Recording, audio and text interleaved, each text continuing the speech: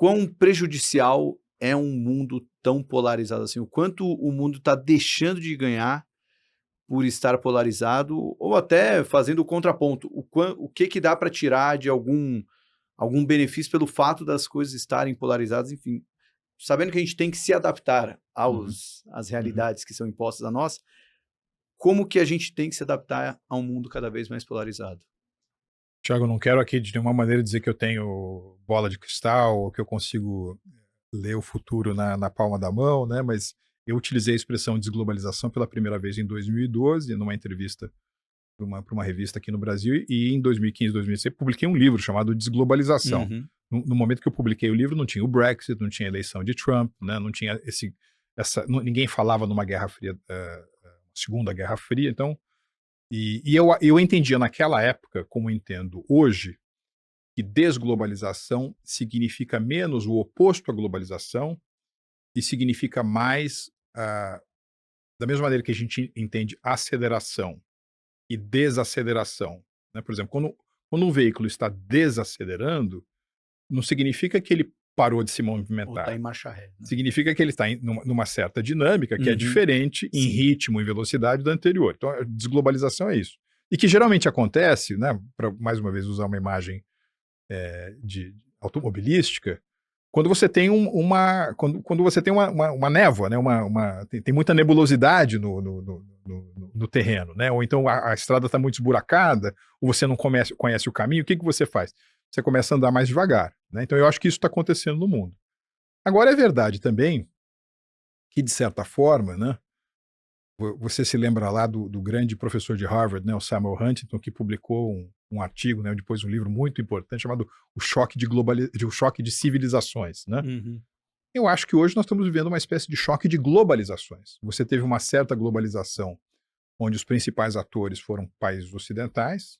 Muito dessa globalização tem uma espécie de manifesto que está captado naquele livro do Thomas Friedman, né, que é o Mundo é Plano. Só que agora você tem uma outra globalização, você tem um outro epicentro, que é um epicentro que está um pouco em Pequim, que está um pouco em Xangai, que está um pouco em Singapura, que está muito em Abu Dhabi, que está muito em Dubai, que está muito em Riad, é uma outra globalização. Então, você tem esse epicentro aqui, você tem um outro epicentro, as ondas, né, os círculos concêntricos que vão se produzindo a partir desses pontos de referência, em alguns casos colidem, em outros casos eles se integram, e isso gera desafios específicos para países, para potências médias, como é o caso do Brasil. Uhum. Agora veja, na Guerra Fria 1.0, tá? 1945, 45, 46, né? Se você levar em consideração que quem inventou a Guerra Fria foi o Churchill, né? Ou foi o Kennan, até o desmantelamento da União Soviética em 1991, esse cenário foi ruim para alguns países, mas alguns países emergiram. O Japão e a Alemanha emergiram, a Coreia do Sul emergiu, Hong Kong, sob os britânicos, emergiu, né? O Chile, né, que era um dos países mais pobres da América do Sul, se tornou um dos países menos pobres da América do Sul nesse período. Uma sociedade estagnada, como era a espanhola, teve uma evolução impressionante de 1982 para cá, Israel de 1985 para cá, a China, a grande parte do milagre chinês, né, ela é primeiramente arregimentada na virada dos anos 70, nos anos 80, foi um período assim, plúmbio de Guerra Fria. Então, se você vai ter essa nova polarização internacional, e entenda aqui por polarização, por um lado, China, né, e por outro, o Ocidente, isso é bom ou é ruim para o Brasil? Acho que o correto de dizer, Tiago, é que é um mundo muito perigoso, muito complexo, mas com essas credenciais, né, de superpotência alimentar, num cenário em que tem muita insegurança alimentar, a capacidade brasileira de apresentar credenciais como multimatriz energética. E esse tema da transição para a economia verde, que você pode achar que por conta do conflito na Ucrânia, no Oriente Médio, tem uma agenda mais longa do que se quer para o combustível fóssil, para o petróleo, isso é verdade, só que vai continuar a transição para a economia verde. Tá? Vai continuar no gosto dos consumidores, em orçamentos públicos, na perspectiva das empresas, na relação das empresas com a comunidade provedora de liquidez por meio de políticas de sustentabilidade. Tudo isso vai continuar. O Brasil é fundamental. Então, mesmo com um cenário muito perigoso e conflagrado, a gente está com um trunfo na mão, uma carta na mão que é muito boa. E acho que, por exemplo, uma das maneiras de você metrificar essa carta muito boa é que, apesar de todas essas dificuldades que a gente teve nos últimos 5 anos, Thiago, eu estava olhando um pouquinho antes de vir para cá os últimos dados, tanto da UNCTAD quanto do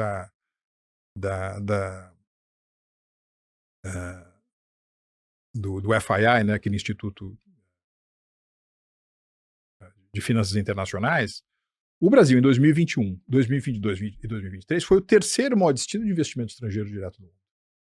É curioso que às vezes você tem barberagens na política macroeconômica, né? Você não presta atenção no fiscal, etc., ou fala uma outra bobagem em relação à independência e autonomia do Banco Central, e isso corre rapidamente na corrente sanguínea da economia. Você machuca o dólar, né? Você machuca o câmbio, ou você machuca o Ibovespa. Mas para investimento estrangeiro direto, aquilo que faz parte de um quadro que é mais estrutural e que está muito preocupado com insegurança alimentar, energética e a transição para o verde, está prestando atenção positivamente no Brasil. E essa é uma das razões pelas quais, nesses últimos 3 anos, o Brasil foi o terceiro principal destino. E quando você faz o cálculo de investimento estrangeiro direto que chegou no Brasil como percentual do PIB nominal, o Brasil foi o principal destino dentre as economias do G20. Isso não é pouca coisa. Não é pouca coisa. Mais uma vez, eu morei na China durante uma época, né? E todo mundo sabe, né, essa história de que, às vezes, quando você quer criar a palavra, né, quer exprimir a palavra crise, você tem que juntar 2 elementos que querem dizer confusão e oportunidade. Então, você tem uma confusão no mundo, você tem oportunidade no mundo. Uhum. Eu acho que é assim que a gente tem que ver essa nova fase, inclusive esse gigantesco evento de microgeopolítica, que são as eleições americanas de novembro. Bom, para finalizar, acho que você já passou por muita coisa que não vou pedir para você fazer uma síntese aqui de tudo. Acho que o que deu para ficar bem claro, né?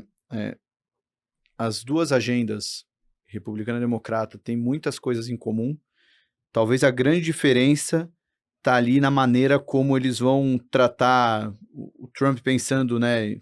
Como você disse, podemos ver um dos mais vigorosos programas de desregulamentação, que vai também trazer um corte de impostos, e a Câmara pode ter aí uma continuidade do Biden, que vai muito numa agenda de industrialização.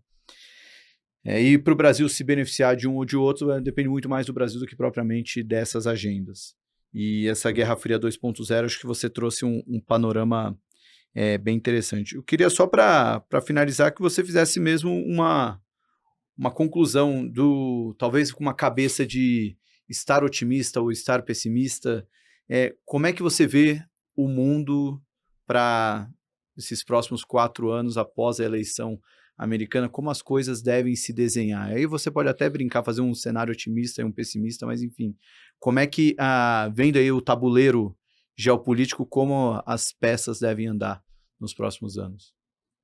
Tiago, você sabe que eu gosto muito, às vezes, de comparar o G7, né?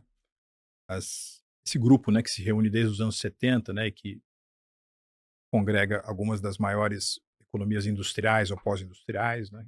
Quem é o G7? Estados Unidos, Alemanha, Japão, França, Reino Unido, Itália e Canadá. G7. Eu gosto de comparar isso com os E7, né? Que é aquilo que eu chamo de os 7 maiores países emergentes do mundo. Então, quem são os E7? China, Índia, Brasil, Indonésia, México, Turquia e Arábia Saudita. Então, você tem o G7, tem o E7. Então, você nos jogou lá para 2029, 2030, né? Daqui a 4, 5 anos. Como é que essas coisas vão estar também como resultado das eleições nos Estados Unidos ou em outras democracias, como é o caso do Brasil em 2026? E para pensar sobre isso, eu sempre me inspiro muito numa frase que o Ronald Reagan disse nos anos 80. Né? Ele falou assim, olha, para mim não tem leste ou oeste. Para mim tem para cima, para baixo. Então, dessas duas colunas, do G7 e do E7, você tem que levar em consideração como se os 14, né, estivessem juntos, e aí você vai ter que construir 2 colunas, 2 outras. você vai ter que construir a coluna do D7 e do U7. O que é o D7? Down 7. Então, quem desses 14 países aqui vai ter uma posição menor no mundo vai estar mais em declínio, né? Então, por exemplo, a Itália vai estar em declínio, vai fazer parte do D7, ou vai estar em ascensão, vai fazer parte do U7, né? O D de down e Sim. U de up, né? Então, eu acho que os Estados Unidos vão estar no U7, né? Eu tenho dúvidas em relação à França, tenho dúvidas em relação ao Reino Unido. Eu acho que a Itália vai estar no U7. É impressionante o que está acontecendo durante a gestão da Giorgia Meloni, né? Recentemente, 2 meses atrás, a Itália ultrapassou a França, né, como segunda maior potência industrial da Europa, está apenas atrás da Alemanha. O Canadá eu não sei onde estará nesse jogo. O Japão eu não sei onde estará nesse jogo, né? A Turquia eu não sei onde estará nesse jogo. A Turquia que é parte do que eu estou chamando de G7. Eu acho que a Arábia Saudita vai estar no U7. Eu acho que a Índia vai estar no U7. Eu diria que a China também estará no U7 ainda. Estará o Brasil? Vai depender, mais uma vez, de como nós conseguimos promover adaptações e estratégias baseado no cenário internacional que vai se oferecendo. Por exemplo, hoje nós estamos muito distante dos Estados Unidos, estrategicamente. Isso é bom ou isso é ruim? Eu acho que é menos produtivo do que seria do interesse do Brasil. Se esse corte foi bom, esse outro corte aqui vai ser melhor ainda. Clica aqui ou então clica nesse vídeo para ver o episódio completo desse corte.